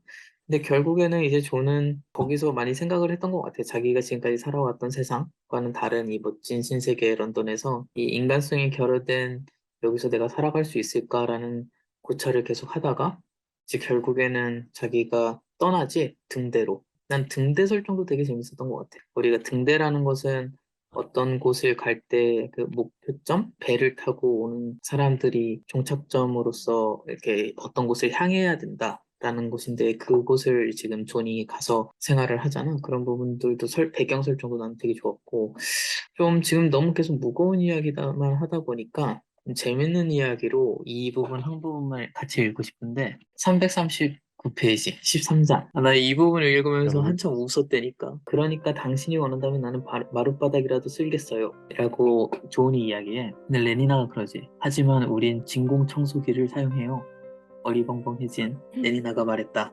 그럴 필요가 없어요. 라고 하는데 조는 그래요. 물론 그럴 필요는 없죠. 하지만 어떤 경우에는 천한 일들을 고귀하게 행할 수도 있습니다. 나는 무언가 고귀한 일을 하고 싶습니다. 모르시겠어요? 레니나가 하지만 진공청소기가 있으면 문제는 그게 아니에요. 라고 딱 이제 존이 이야기하는데 이 부분이 레니나랑 존은 서로 이제 감정이 있었잖아. 좋아하는 감정이. 근데 존의 입장에서는 나는 당신을 위해서 뭐 마룻바닥 허드렛 일도 할 수 있다. 나의 사랑을 표현하겠다라고 이야기를 하는데 레니나는 계속 이야기를 하지. 진공청소기로 바닥 청소하면 되는데 왜 계속 마룻바닥으로 쓰겠다는 이야기야? 이런 얘기를 계속 주고받는데 나는 이걸 보면서 이제 멋진 신세계뿐만 아니라 우리가 지금도 남녀 사이에 말 안 통할 때 얘는 왜 이렇게 응. 말귀를 못 알아들어 이럴 때 이런 표현이 나오지 않나라는 생각을 해서 되게 재밌게 읽었어. 요즘으로 치면은 MBTI가 달라서 그런 거. 아, 맞아요. 약간 그러니까 레니나는 T형. 너무 재밌게 읽었던 부분이야, 이 부분. 약간 여기서도 레니나는 1차원적인 것만 받아들였으니까 이 감정의 깊이를 잘 모르는 그런 느낌이 좀 들었어요. 레니나는 이 계급의 사람들 중에서도 유일하게 약간 한 사람에 끌리고 이런 연애 감정을 다른 사람들에 비해서 느끼고 있음에도 불구하고 어려서부터 받은 정신 교육 때문에 뭔가 맞아요. 한 사람을 자기 연인으로 만들기 위해 뭔가 고귀한 일을 해서 환심을 음, 사고 이런 것들에 대한 개념을 모르는 것 같아. 맞아요. 반면에 저는 이 사람 성적으로 끌리기도 하지만 단순히 이 사람들이 한 것처럼 그냥 하룻밤에 뭐 유의 상대로 여기는 것 아니라 내 음, 사랑을 얻고자 하는 마음에서 우리 마을에서는 사자도 잡아오지만 나는 당신을 위해서 음, 마룻바닥이라도 쓸고 싶어라고 말한 건데 레니는 그 남녀 간의 그러한 맞아. 환심을 사기 위한 행위조차도 이해를 못하는 거지. 음, 그치, 그치. 존이 엄마에 대한 부정적인 감정이 있고 어떻게 보면 이게 존한테는 컴플렉스잖아. 음, 그래서 그 사랑의 감정을 더 부정적으로 받아들이기 힘들어했던 거 같아. 자기한테 결핍이 있고 부족한 부분이 있으면은 그거를 잘 올바르게 표현하지 못하는 경우들도 있잖아. 근데 이게 어떻게 보면은 그 존이 가지는 자기 엄마에 대한 음, 부정적인 감정 그리고 그 어머니가 있다는 거에 대한 게 이 사회에서는 또 다르게 비춰지는 거고 어머니가 심지어 살아서 나를 낳았어. 이거는 거의 죄악인 거잖아, 여기에서는. 음, 그런데 이제 레니나가 사랑을 표현하기 때문에 이게 사랑이라는 게 그냥 쾌락으로 느껴져야 되는 상황인 건데, 음, 자기한테는 이미 그게 죄가 거의 세습처럼 음, 내려온 상황이었고, 근데 음, 거기서 레니나가 사랑을 표현하니까 청소기도 그렇고 그런 부정적인 감정들이 표현이 됐기 때문에 더 서로 의사소통이 안 됐던 음. 나는 그렇게 받아들였어. 약간 존이 좀 병적으로 좀 그 사랑을 나누는 행위에 대해서 굉장히 거부를 하고 있다고 생각을 했거든요. 그게 다 엄마가 이제 야만인 마을에서 문란하게 어쨌든 표현을 하자면 이 신세계 관점에서 보면 굉장히 노멀한 건데 야만인들 관점에서 보면은 굉장히 약간 문란하고 약간 창녀 같은 말하자면 그런 이미지로 비춰지기 때문에 거기서 굉장히 강박관념을 갖고 있다고 생각을 했어요. 심지어 언니. 나중에 그렇게 언급을 하잖아, 그치? 맞아요. 레니나한테 뭐 창녀라고도 하고 뭐 그치. 그치. 내가 받아들인 느낌은 나는 그거였어. 비싼 얘기일 수도 있는데, 난 존이 레니나를 되게 아끼고 있다라는 생각을 많이 음, 했었는데, 아끼고 보호해줘야 된다? 내가 좋아하는 사람이다 보니까. 그래서 신세계에서 행해지는 것들과는 좀 다르게 이 사람이 표현을 하는 거 아니었나라는 생각이 들었는데, 이게 약간 언어가 다른 거구나라는 생각을 난 되게 많이 했거든. 한 명은 한국말로 계속 음, 이야기를 하고 있고 한 명은 일본어로 이야기를 하고 있으니까 대화가 안 되는구나라는 생각으로 쉽게 음, 받아들였네. 남녀의 관계가 이렇게 발전하는 데는 뭔가 행위가 있고 이유가 있어서 이루어져야 뭔가 가치 있어 보이잖아. 근데 음, 레이나는 당장 그 감정만 가지고 이렇게 그치, 그치. 육체적인 사랑으로 다가오니까 존 입장에서는 레니나 이런 행동이 그 많은 사람들 중에 자기도 똑같이 그냥 쉽게 접근하는 그 중에 하나처럼 생각되지 않았을까 싶어. 그럴 수도 있겠다. 그러니까 레니나는 감정은 분명히 다른 사람들에 있지만 방식을 모르는 거지. 음, 저는 약간 세대 차이 같은 느낌도 받았던 게 약간 조는 약간 정말 보수적인 나쁘게 얘기하면 노인네 같은 발상이고 화석 레니나는 학번. 약간 화사 같은 발상이고 레니나는 약간 정말 너무나 개방적인 그런 사람이 둘이서 만났을 때 어떤 일이 진짜 벌어지는지 무서운 게 이건 30년대 약간 그래도 영국이라도 보수적일 때에 썼던 소설일 건데 사실 이 얘기들이 지금 막 우리나라 사회에서도 젊은 사람들 특히 많이 좀 얘기가 되잖아. 세태가 음, 좀 변하고 있잖아. 음. 그래서 그 자만추라는 말 알아? 알아요. 이게 좀 자연스러운 약간 만남추. 그리고 우리도 아니야, 그렇게 새로운 알고 말이 있잖아. 또 있더라고. 새로운 말이 있어. 자보고 만남 추구래.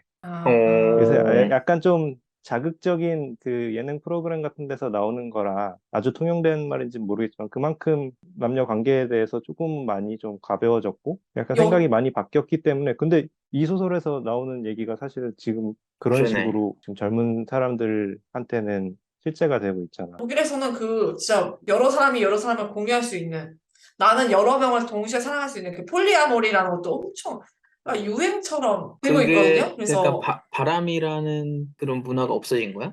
아니, 보편화된 저도 거야? 궁금했는데 응, 응, 그거에 대해서 폴리아모리와 바람의 차이는 무엇일까? 응. 근데 이제 폴리아모리는 내가 여러 명을 동시에 사귈 수 있고 똑같이 사랑할 수 있으니까 폴리아모리라는 것을 나 자신에서 알고 파트너에게 통보를 해서 파트너가 아는 거고 다음은 파트너 몰래 파트너에게 허락을 구하지 않은 채로 말하자면 아, 여러 명을 동시에 만났을 때 그게 바람이 된다는 거예요. 근데 막 되게 웃긴다. 그런 게 있대요. 그래갖고 나는 진짜 이해할 수가 없는 약간 그러니까 제가 약간 여기서 보면 존이고 폴리아모리들은 약간 레니나 같은 그런 야, 이미 그런 현실 문화가 있구나. 세계에서도 있는 그 사고방식의 차이인 것 같아. 알겠습니다. 본 영상은 결말을 포함하고 있으며 읽고 들어오시길 추천합니다. 좀 속도를 내서 마지막으로는 18장에 425페이지거든? 이제 얘네들이 다 셋이서 갈 길이 이제 정해지지. 헬름홀츠랑 버나드는 어떤 섬으로 파견이라고 해야 되나? 이사 가게 되고, 존의 경우도 이제 등대로 갈 준비를 하는데, 침묵이 흘렀다. 그들에게 닥친 슬픔에도 불구하고 그들의 슬픔은 서로 사랑한다는 증거였기 때문에 바로 그 슬픔으로 인해 세 젊은이는 행복했다. 이 부분이 처음으로 이 책에서 인간적인 부분으로 나온 곳 아닌가라는 생각이 들었어. 이전까지는 신세계의 모습이 되게 인간적이지 않고 차갑고 감정이 없고 기계화된 세상에 살아가는 사람들의 모습으로 느껴졌다면 아니면 감정이 솟구치려고 할 때마다 억제하려고 하는 세상의 모습이었다면 처음으로 이 장면이 그 세 명의 유대감과 그럼으로써 나타나는 행복감 그거를 작가가 처음으로 표현해준 곳 아닌가라는 생각으로 되게 따뜻하게 읽혀서 같이 한번 보고 싶었네. 딱 하나 정말 인상 깊었던 문구가 음, 16장에 비참한 불행에 대한 과잉 보상에 비하면 현실적인 행복은 상당히 추악해 보입니다. 그리고 물론 안정이란 불안정만큼 그렇게 요란하진 않습니다. 만족한 상태는 불우한 환경에 대한 멋진 투쟁의 찬란함도 없고 유혹에 대한 저항 그리고 격정이나 회의가 소용돌이치는 숙명적인 패배의 화려함도 전혀 없습니다. 행복이란 전혀 웅장하지 못하니까요. 왜 책을 숨겨놨냐 막 얘기하고 헬레몬츠가 이제 글을 쓴다면서 얘기를 하면서 약간 이 통제관이 생각하는 그 행복에 대한 정의와 그렇기 때문에 이 사회를 불행하지도 않게 그리고 그런 이제 아무것도 슬픈 감정을 느끼지 않는 만족한 상태로 유지하려는 저는 그런 의도가 여기에 있다고 생각해요. 무스타파 먼디가 생각하는 행복이 아닐까. 음, 이거랑 좀 관련이 있는 것 같기도 한데 행복을 어떻게 해야 얻을 수 있는 건지 한번 얘기해보고 싶어 했었어. 이거는 정말 고대부터 많은 철학자들이 각각 다르게 정의를 내리기도 했고 이 세계관에서도 또 다른 정의이기도 하고 음. 행복이라는 거를 어떻게 정의할 수 있는지 한번 얘기해보면 좋을 것 같다는 생각을 했었어요.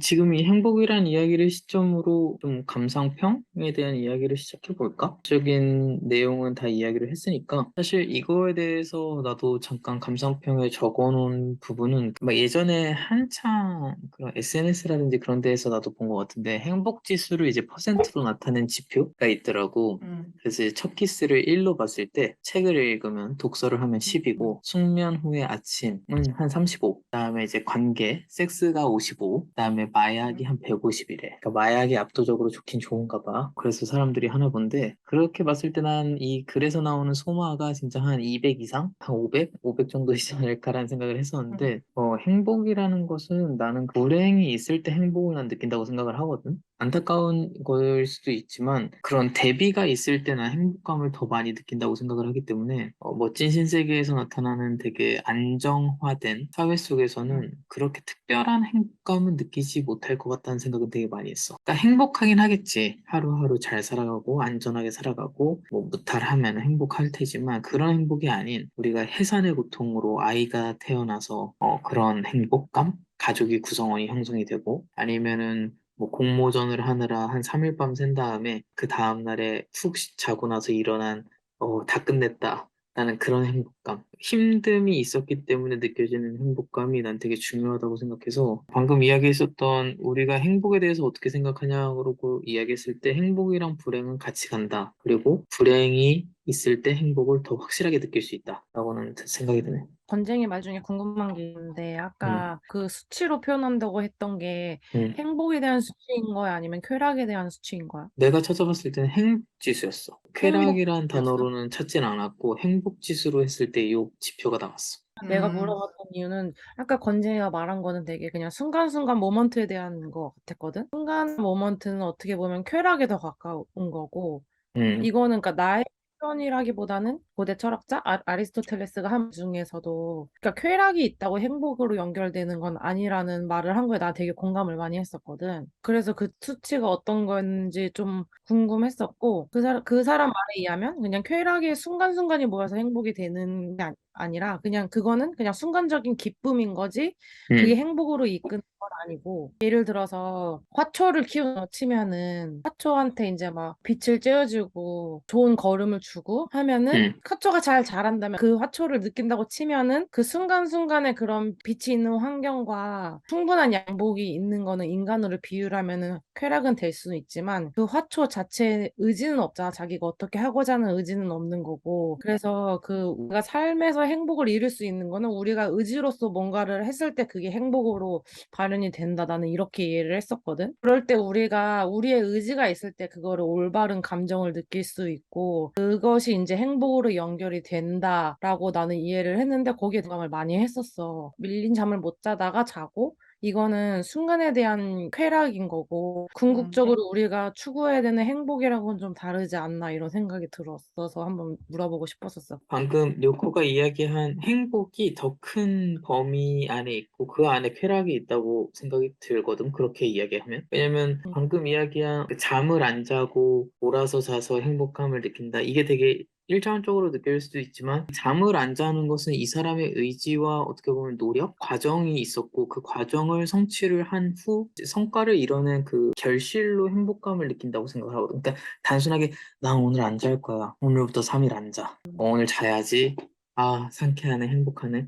난 그건 아니라고 생각하거든. 내가 어떤 음, 결과물을 만들기 위해서 엄청난 노력을 했고, 시간을 쪼갰고, 그 수고가 있었고, 성취를 했기 때문에 그 다음에 얻어지는 그 값진 시간? 그렇기 때문에 음. 행복하다고 느끼는 거 아닌가라는 생각을 했고, 그런 느낌으로 행복 지수를 이 사람이 해놓은 거 아닌가라는 생각을 해놨는데, 근데 방금 또 뇌코가 이야기한 걸로 생각을 하게 되면 그러면 첫 키스가 지금 1로 설정이 돼 있는데 키스가 좀 가벼울 수도 있겠다라는 생각은 오히려 드네. 왜냐면 처음 누군가를 만나려고 이 친구가 얼마나 노력을 했겠어. 연인이 되기 음. 위해서. 그렇게 봤을 때 첫 키스가 1이라는 건 좀 가벼울 수 있으려나. 오빠가 찾는 행복지수는 어떤 자극에 대한 보상 같은 느낌이 들어요. 자극에 대한 보상. 오빠가 이제 어떤 걸 성취하는 것도, 성취하고 하는 것도 어쨌든 이걸 성취하기 위해서 굉장히 많은 그 자극들을 말하자면 투여를 했고, 거기에 대한 이제 마지막에 보상을 딱 얻으면서 오빠가 만족감과 행복감을 같이 느끼지 않을까라는 생각이 갑자기 들어요. 제가 느끼는 행복은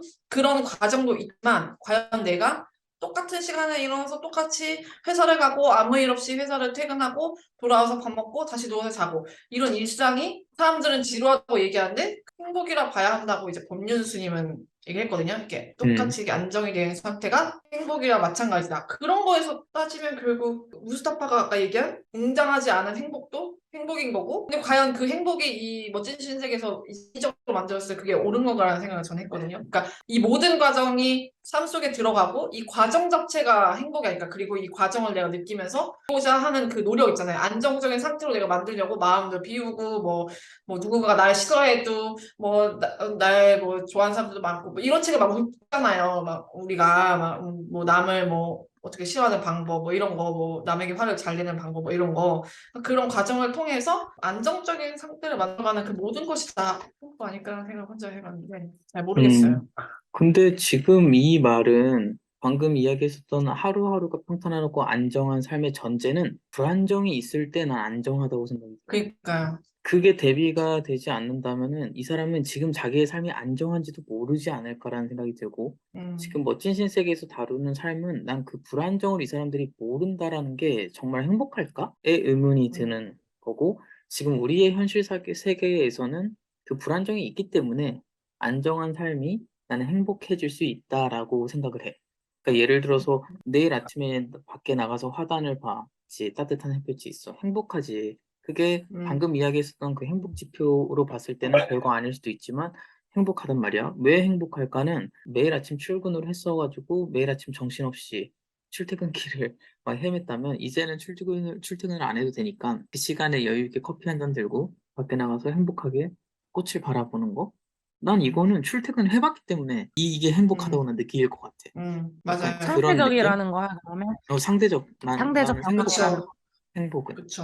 같은 말인데, 같은 음, 상황인데, 좀 다른 방식으로 접근을 한다면, 근데 어떻게 보면 건쟁이가 아까 말한 거랑 되게 같은 내용인 것 같거든. 그 야근을 하고 일을 하고 마치고 왔을 때 그 뒤에 보람을 느낀다는 거는 아까 예를 들어서 아리스토텔레스가 말한 그 자기 의지가 있는 상태의 행복인 거잖아. 그 자기 의지로 그 행복감을 이뤄내는 거고, 아까 물어보고 싶었던 거는 그 행복지수를 얘기했을 때 아까 건쟁이가 예를 들면 그 안에도 여러 개가 있었던 것 같아. 근데 음, 그런 경험으로 인한 행복이 있을 수 있고 아니면 거기에 마약이 있었었잖아, 아까. 근데 마약은 여기서 음, 그 사람이 그 철학자가 말하는 행복에서는 막 쾌락에 가까운 거라는 거지. 그러니까 음, 이거는 두 개 같은 게 아까 건쟁이가 말한 그 수치에는 다른 개념이 같은 항목의 같은 수치로 수치 위계상으로 이렇게 되어 있는 것 같고 그거 외에 이제 건쟁이가 말한 그런 경험에 의한 거는 결국은 우리가 같은 얘기를 하고 있었다라는 생각이 들더라고, 건쟁이가 얘기하는 거를 들어보니까. 건쟁이의 의지로 뭔가 어떤 하루를 이뤄낸 거고, 음, 그거를 성취했을 때 오는 행복인 거잖아, 어떻게 보면. 그 편안함이라는 거는 성취를 끝내고 난 다음에 행복이니까. 음, 그래서 결국 그냥 표현 방법이 달랐지, 결국은 같은 방식을 통한 행복이었다라는 생각이 드네. 근데 결국 행복은 내 의지가 있어야지 좀 행복인 것 같아요. 아까 행복은 초반에, 성적순 아닌가요? 성적순. 네. 초반에 아까 얘기했듯이 내가 해야 할 일을 사랑하는 것과 내가 사랑하는 일을 해야 하는 것의 두 개의 문제의 차이는 오, 의지라고. 내 의지가 있고 내가 하는데 그 의지에 따라서 하는 게 결국 그게 행복이 아닐까? 뭐 약간 이런 생각이 갑자기 들었어요. 나도 음, 방금 외노자 그 말이 사람이 계속 키포인트라고 생각해. 소출판사의 번역이 궁금한데 마지막에 무스타프랑 존이 막 이렇게 언쟁을 할 때 그 행복이라는 단어는 무스타프의 세계에 통제된 행복을 행복이라고 표현하는 것 같아. 네. 오히려 음, 존은 마지막에 저는 불행할 권리를 원합니다라고 음, 해. 아, 그러니까 여기서 궁극적으로 추구하는 거는 행복을 추구하는 게 아니라 행복이든 불행이든 다 내가 누릴 수 있는 내 자아를 갖는 게 이 책의 주요인 것 같아. 행복이 사람의 무조건적인 가치관이 아니라 좀 전에 은호자가 얘기한 것처럼 행복이든 불행이든 내가 선택할 수 있는, 내가 누릴 수 있는 자의식이 있는 더 인간적으로 추구해야 될 가치가 아닌가 그런 얘기였던 것 같고 그래서 내가 생각하기에는 행복을 넘어서 뭔가 인간의 삶이 같이 있어지려면 그래 우리가 지금 얘기한 거에서는 행복해지려면 타인과의 비교가 되는 세상이었을 때 사람은 행복할 수 있는 것 같아요. 모든 사람이 똑같아서 이제 나를 비교할 수도 없고 모든 사람이 다 똑같으면 자아라는 게 없어. 나 자신이 존재한다는 지표가 없는 거야. 뭔가 비교를 통해서 내가 생기고 말한 것처럼 뭐 행복은 성적순이니까 건쟁이가 느꼈던 밤을 새고 나서의 그 뿌듯함은 남들보다 내가 이만큼 더해서 내가 느끼기에 좋은 성과를 이뤘던 거의 뿌듯함이지 그래서 피곤해서 잠을 자고 나서 내 피로가 채워진 거가 행복은 아닌 거잖아. 그래요? 뭐 그런 그것도, 식으로 그것도 사실 근데, 그거는 사실 그렇게 얘기하면은 건지영이가 얘기했던 뭐 아까 행복 지수를 따졌던 것들은 이미 이 세계에서 모든 개그우먼들이 누리고 있는 사실은 뭐 음, 키스라던가 마약 뭐 이런 것들은 이미 누리고 있는 거야. 근데 이 사람들은 그 안에서 행복하다고 생각하겠지만 존이라던가 버나드라던가 헬르몰츠는 그런 행복한 감정을 느끼는 것만이 인간이다라고 말하고 있는 거잖아. 행복이 뭔가 보다는 과연 행복만이 인간에게 필요한 것인가를 좀 얘기해 볼 음, 필요가 있을까? 아, 그치, 그치. 근데 음. 행복은 그럼 남과의 비교를 통해서 나오는 게, 근데 그러니까 나는 저는, 그게 행복이라고 표현하는 게 조금 안 맞다고 생각해. 행복이 아니라 음, 인간이 같이 있어지려면, 삶이 같이 음, 있어지고, 자기 자신의 나에 대한 뭔가 자의식이 생기려면, 결국은 남들, 타인이 있어야 되고, 그 음. 사람들과 뭐 비교든 교류든을 통해서 이 얽히고 설키는 게 있어야 내가 생기고 그거에 대해서 소중함을 느끼게 되는 거다. 그런 메시지를 이 책에서 받은 것 같아요.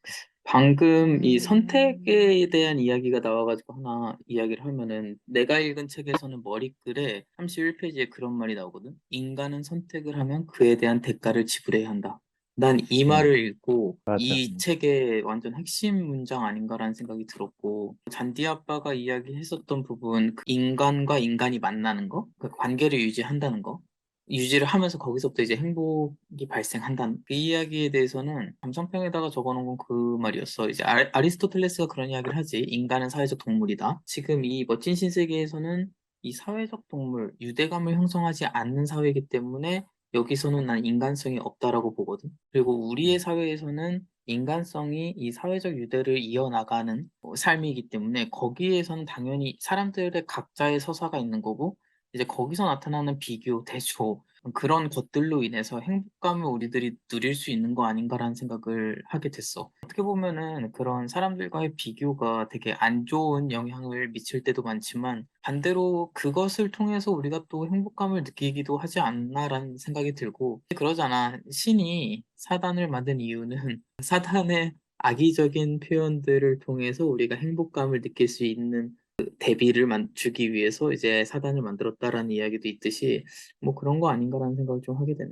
근데 또 엡실론들이 안 행복한 게 아니잖아. 그들은 되게 행복해. 이 사회 안에서 그, 행복을 아는 그러니까 걸까라는 의문이 들었어. 다른 종류라고 생각을 했거든. 예를 어, 들면은 예를 들어서 뭐 염세주의에서 뭐 쇼펜하이머가 말하는 행복이라던가 그 행복을 사실 이거를 딱 뭐라고 정의를 할 수는 없는데 이미 여러 가지 행복에 대한 정의들이 있잖아. 그냥 이 책에서도 그냥 여러 가지 행복을 보여준다라는 생각이 들었었어. 음. 우리가 행복해지기 음, 위해서는 뭔가를 성취를 할 수도 있지만 어차피 우리는 성취한 거를 다 가질 수 없기 때문에 가질 수 없는 기대치를 낮추는 밖에 다른 방법이라고 말하는 게 어떻게 보면은 그 염세주의적인 시각이고 쇼펜하우가 말하는 방식이고 이 멋진 신세계에서 말하는 행복과 같다는 나는 느낌이 들었었거든. 음, 이 엡실론들은 원하는 게 없어. 그래서 그들은 불행하지도 않고 오히려 굳이 따지자면 행복에 더 가까운 거고. 매너자가 말한 거랑 비슷한 것 같아. 예를 들어서 뭐 소유하지 않아서 행복할 수도 있는 건 거잖아. 그치. 그런 것처럼 우리가 원하는 게 없으면은 어떻게 보면은 거기서 더 행복감을 얻을 수 있는 거거든.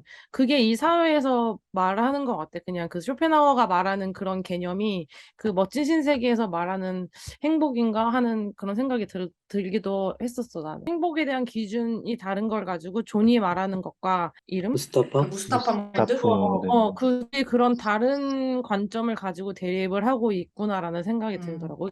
결과적으로 그 둘은 똑같이 행복을 추구해. 근데 어떻게 음, 추구하는가는 대립을 보여준다고 생각을 했었어, 나는.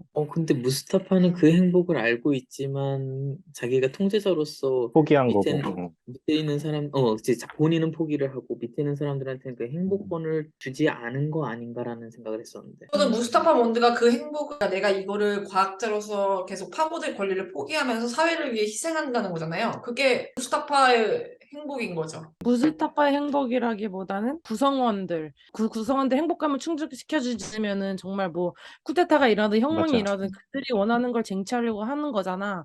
근데 이 사회를 통제하는 수단으로 그들을 다 행복하게 만들어 준 거지. 그렇기 때문에 그들이 음, 통제가 되는 거지. 나는 우리의 사회에서 바라봤을 때는 저런 엡실론들이 행복하지 않을 거야라는 생각이 들지만 엡실론들의 삶에서는 행복할 수도 있겠다. 왜냐면 나는 그런 거였거든. 우리가 밥만 먹어. 밥을 먹으니까 행복해.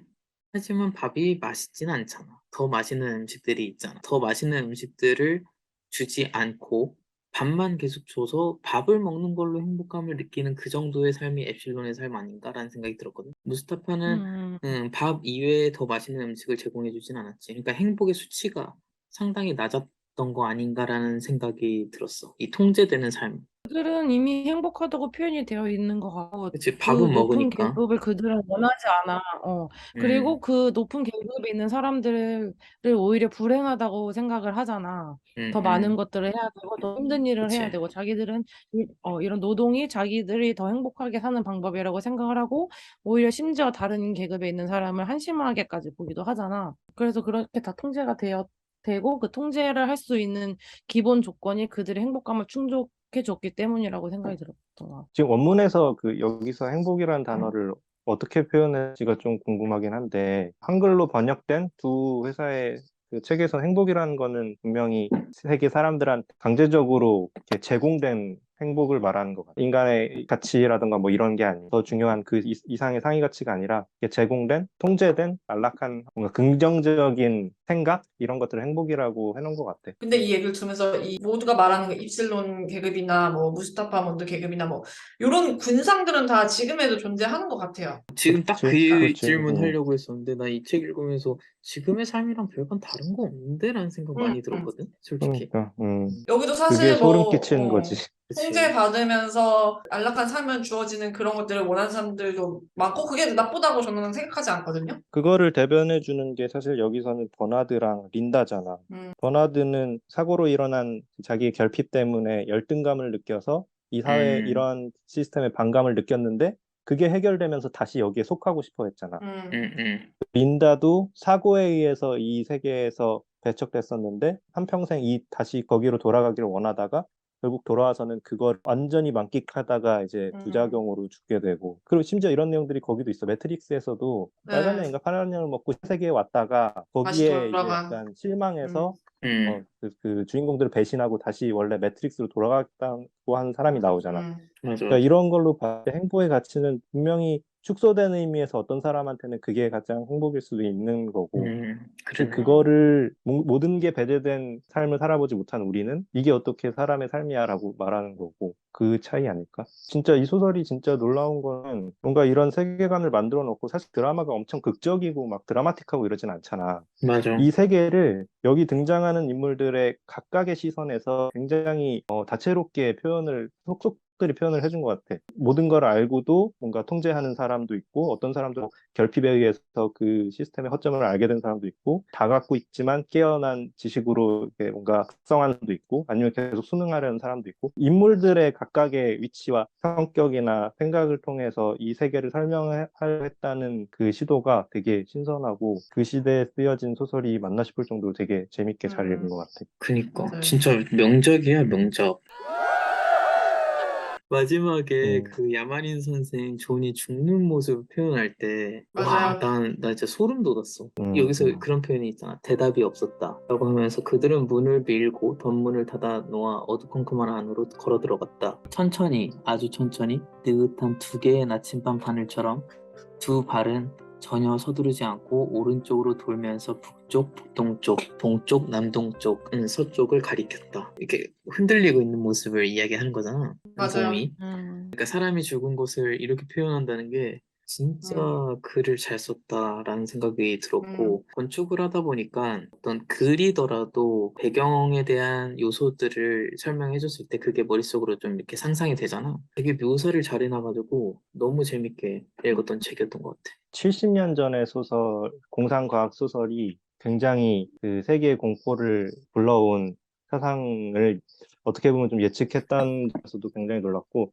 사실 이런 전체주의적 사상이나 뭐 현상들은 현대에도 찾아보면 있는 것 같아, 굉장히 많이. 우리나라 뭐 근사에서 유신 정권이라던가 이런 거에서도 약간 국가의 발전을 위해서 개인은 노동을 제공해야 되고 희생해야 되는 대상으로 여겨져 왔고, 새마을 운동? 뭐 가깝게 보면은 새마을운동이라든가 그 유신 정권에서 했던 3S 정책이라든가 음, 이런 것들이 사실 뭐 국가적 안정, 부흥을 위해서 개개인의 자유를 조금씩 희생하고 제한했던 거잖아. 여기 나온 엡실론 계급들처럼 노동 들어가지고 음, 노동을 장려하고 계몽하고 뭐 교육시키고 뭐 이런 것들이 어떻게 보면 농촌의 개발을 갖고 오기도 했지 한에서는 굉장히 부정적으로 보는 입장도 많더라고. 뭐 그런 것도 있고 사실 최근에 보면은 코로나가 닥쳤을 때 이 집단 방역을 만드는 문제에서 우리나라랑 또 유럽 국가에 받아들인 태도는 좀 달랐던 것 같아. 우리나라 음, 같은 경우는 집단 방역을 위해서 부작용이 있을 수 있지만 개개인은 다 백신을 맞아야 된다는 거에 대해서 굉장히 순응을 했고 전에 외노자가 얘기한 것처럼 독일 같은 데서는 반대하는 대라던가 시위들도 엄청 많았다고 하더라고요. 그런 약간 대립들에서 전체주의랑 뭐 개인주의 사이에 이념 대립 같은 것들은 알게 모르게 우리 생활 속에 엄청 많이 녹아있는 것 같고 그런 개념들을 우리가 조금 머릿속에 생각하고 있으면 이런 대립들이 좀 더 크고 위험 이슈로 다가왔을 때 좀 가치 판단을 하는 개개인의 좀 지표가 되지 않을까 그런 생각이 들어서 굉장히 유익한 독서였던 것 같고 최근에 독서량이 전무했던 나로서는 이렇게 약간 강제성을 가지는 그 독서 권장이 되게 뜻깊은 시간이었던 것 같아요. 종종 했으면 좋을 것 같아요. 알겠습니다. 변호자는? 책을 읽으면서 좀 질문을 했던 것 같아요. 내가 만약 존이라면, 뭐 내가 만약 버나드라면 행복이란 뭐지? 뭐 좋은 소설을 왜 금서로 해놨고, 뭐 나라면 어떻게 할 것이지? 뭐 이런 식의 질문을 혼자서 많이 하는 시간이 돼서 저한테도 굉장히 뜻깊었고 좀 느낀 거는 되게 과학적으로 발달한 세계임에도 불구하고 모든 등장인물들이 과학 지식이 전무하다는 점도 좀 저는 되게 신선하고 요즘이랑 또 비슷했어요. 그러니까 과학적인 뭐 백신을 안 믿는 사람들도 그렇고 굉장히 과학적으로 발달했는데 어떻게 보면 사람들이 과학을 불신하고 그런 것도 좀 비슷하면서 좀 여운이 많이 남았던 소설 같아요. 항상 사회 시스템에 대해서 좀 질문을 많이 해야겠다 혼자서 그런 생각이 좀 들었어요. 그 외노자가 발제문 써놓은 거 나도 읽었는데 이 친구 왜 이렇게 대답은 안 써놓고 질문만 써놨어? 이 생각했었거든. 그렇구만. 그러니까 의심하고 질문하는 게 좀 인간성의 가장 기초한 덕목 아닐까 생각을 해봤어요. 난 되게 중요한 부분이라고 생각을 해. 우리가 어떤 화제에 대해서 받아들일 때가 많잖아. 뭐가 주어졌을 때, 그거 그냥 그렇게 하면 되지. 뭔가 질문하지 않고. 그냥 그 시스템에 나는 몸을 담고 흘러간다? 그거에 대해서 나의 생각을 집어넣지 않는다라는 생각이 많이 들어서 우리가 세상에 대해서 질문하는 건 되게 중요한 부분이라고 생각을 해. 김 교수님이 뭐 수행하는 게 중요한 게 아니라 정말 질문을 잘 해야 된다고 항상 강조했거든요. 여기서도 좀 알겠습니다. 리오코는? 이게 어쨌든 디스토피아 소설이라고 하지만 이들이 그린 유토피아인 거잖아. 되게 굉장히 이상적인 사회고 이상적인 사회이지만 결과적으로는 문제가 많은 사회이기 때문에 우리가 디스토피아라고 또 얘기를 하는 거고. 근데 이 디스토피아적인 사회가 우리가 지금 살고 있는 세상이랑 어떻게 따지고 보면은 사실 별반 다르지 않거든. 되게 많은 부분이 겹치고 오히려 그렇기 때문에 이게 더 풍자하는 것처럼 느껴지는 거고. 간단하게 예를 들면 미국에서도 노숙자들이 되게 많잖아. 건전한 체력의 노숙자들이 돈을 벌지 않고 길에서 사람들의 도움을 요청하면서 스스로 이제 생활을 할 수 없는 상황이 되는 거지. 근데 그것들을 사람들이 마치 진짜 건강한 청년이 왜 일을 안 하고 돈을 벌까 하면서 비난을 하기도 하고 그들을 도와주려 하지도 않고. 근데 나 이게 되게 사회적인 문제라고 생각을 했던 게 엡실론들한테 그런 생각할 것들을 다 차단한 것처럼 어떻게 보면은 그들에게는 교육받을 기회조차 없기 때문에 우리가 생각하는 당연한 사고 과정이잖아. 노동을 해서 돈을 벌어야 된다. 이런 생각을 할 수 있는 기회조차 주어지지 않았던 걸 수도 있거든. 근데 그런 면에서 되게 나는 소설에서 보여주는 것과 비슷하다고 생각을 했었어. 그 모든 기회가 똑같이 주어지지 않았다는 그 상황에서. 그랬을 때 우리가 좀 각각이 알고 있는 범위 안에서 어떤 사회적 책임을 가져야 하나라는 거를 생각해 볼 수 있는 계기가 됐던 소설이었던 것 같아. 인상적이다. 그렇게 적용을 하니까. 이미 우리는 되게 많이 통제된 세상 속에서 살고 있고 어떤 부분이 통제돼 있는지 모르는 상태에서 우리는 다 노출돼 있다고 생각을 하지만 알고 보면은 다 그게 통제된 사회에서 살고 있는 거기 때문에 어떤 부분을 개선할 수 있고 우리가 그걸 알아차리는 게 나는 되게 중요하다는 생각이 들었었거든. 그런 면에서 좀 그런 책임감을 느끼게 되는 소설이었던 생각이 들었어. 요커는 이미 이 세계관과 우리 세계가 크게 다르지 않다. 우리도 그 안에 있을 수 있다라고 생각하고 있는 것 같아. 맞는 것 같아요. 그러니까 이 소설이 만들어낸 게 크게 이상하지 않다라는 음. 느꼈던 것 같아. 그럼 저는 한 어느 정도 나는 회색 옷 입고 싶네. 이왕 있을 거. 농담이고. 궁금한 거 있는데 하나 물어봐도 돼? 그 마지막에 어느 세계로 가서 살래 하면은 어디 가서 살고 싶어? 야만 세계랑 뭐 음. 신세계 세계요? 나는 무조건 아이슬란드지. 난 야만인 세계지. 내가 캠핑을 하는 이유야. 우리 얘기한 걸로 봐서는 다 거의 비슷한 답이 나올 것 같긴 한데. 아니 저는 존처럼 자살했을 것 같아요. 저쪽에 가서 살아서. 아니요, 아니- 어디든 살든 결국 존도 야만인 세계에서 배척받고 하다가 신세계로 와가지고 적응 못해갖고 죽은 거잖아요. 저는 존의 선택을 존중합니다. 좀 힘들 것 나는 같아요, 둘 다. 알파가 아니면 야만인 보호구역일 것 같아. 저도요, 무스타파 몬드가 돼야 뭐 약간 삶맛이 날 것 같은데. 그러네. 꼼초도 그게 그 소설도 정답이네. 읽고, 근데 지금 거기 막 야만인 세계는 지금 우리가 살고 있는 세계가 야만이라고 할 수는 없는 거 없지. 아닌가? 그쵸. 그럼에도 아니죠. 불구하고 야만인 세계로 가고 싶다는 거야? 거기서 그럴 것 묘사한 같아. 세계 그대로의 야만인 세계로? 베타? 베타까지? 베타 정도는 알파가 괜찮아. 성인식, 아니라면. 여기 지금 살고 있는 세계에서 우리 지금 엡실론일 수도 있어. 그쵸. 그러니까. 현재가 엡실론일 수도 있어. 맞아. 그렇죠. 맞아.